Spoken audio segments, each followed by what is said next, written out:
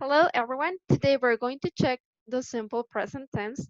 If after watching this video you have questions or if you want to know more about the topic, please just let me know. Okay, so let's start. We're going to start with the use. We're going to check the different uses. Okay, first we have, for example, facts. We use simple present to express facts. For example, the sun is bright, pigs don't fly. We also use it for habits and routines, things we usually do. For example, I eat lunch at 12 p.m. We also use it for reports and opinions. For example, this flower smells good. Um, let's say we are reporting here by saying our opinion. It is the same, for example, if I say I love Mexican food, that's our opinion, but we're reporting at the same time. So for those type of statements, we're going to use simple present. And finally, we have future. I know it may be a bit confusing because we know that we use will or going to when expressing like things like future plans or future in general. However, it is very common to use simple present for timetables and schedules. For example, I have class at 3 p.m. The train leaves at 1 p.m. As you can see, there are like schedules or timetables. Then we have the structure. It's pretty simple. Just we have to pay attention to certain details. It is important to know that we have two auxiliaries. As you may know, auxiliaries, they are used to express negative statements and interrogative statements. Yes, we only use it for negative and interrogative. Now we have do.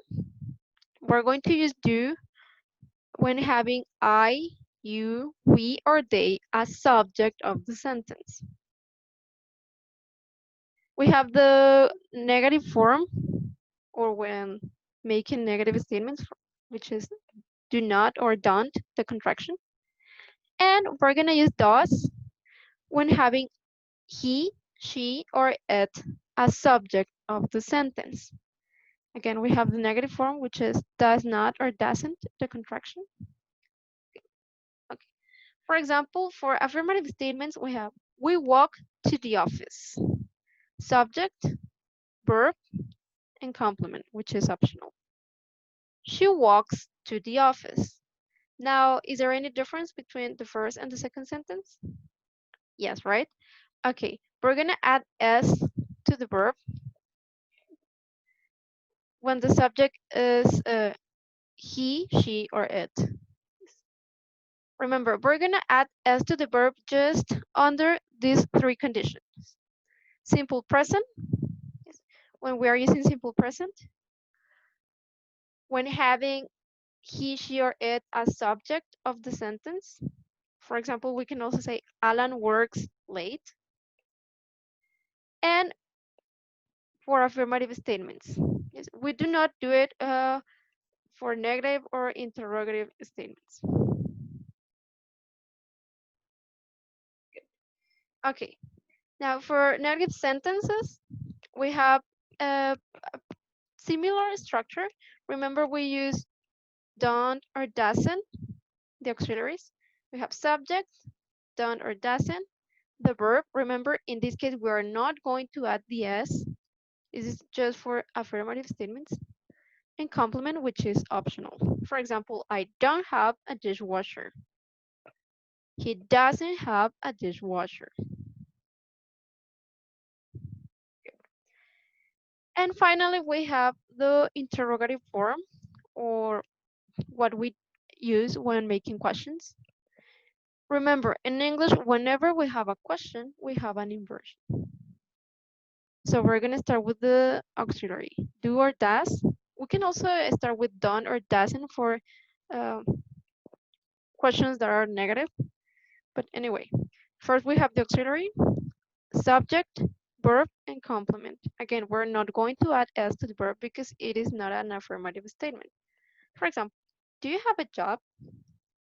You is the subject, therefore we're going to use does she have a job?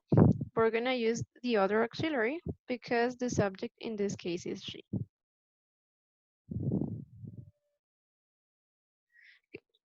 Then we have short answers in simple present. We're going to use the auxiliaries for short answers. Short answers are very common, and it is very common for native speakers to use short answers. For example, do you have a job? Yes, I do. The auxiliary. Yes. We're going to use the auxiliary because it is a short answer. No, I don't. Negative. Does she like pasta?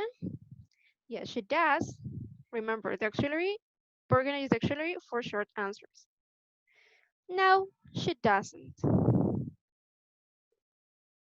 Okay, I hope you liked this video. If you have questions, please just let me know. And thanks for watching.